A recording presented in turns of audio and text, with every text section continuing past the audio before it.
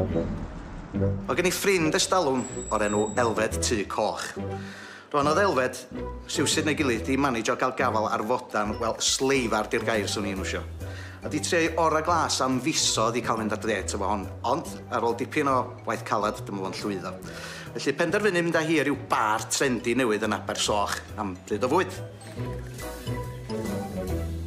Wel, oedd y det yn mynd yn champion. Oedd y bwyd yn gret, oedd y gwin yn well byth, ac oedd y fod yn chwerthin ar bob un joc o gyn Elfed yn yr arsenal. Ond, oedd y methu dal yn mwy, o raid fo fynd i tŷ bach.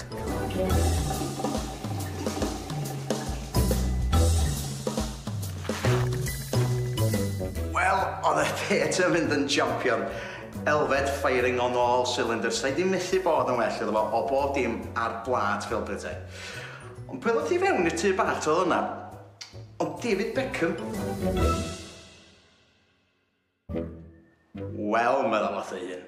Elfed yn fan mawr o Lerpwl ac yn ysau man i'w. Felly dyma'n mynd at Beckham yn dweud, David, I'll tell you what it is.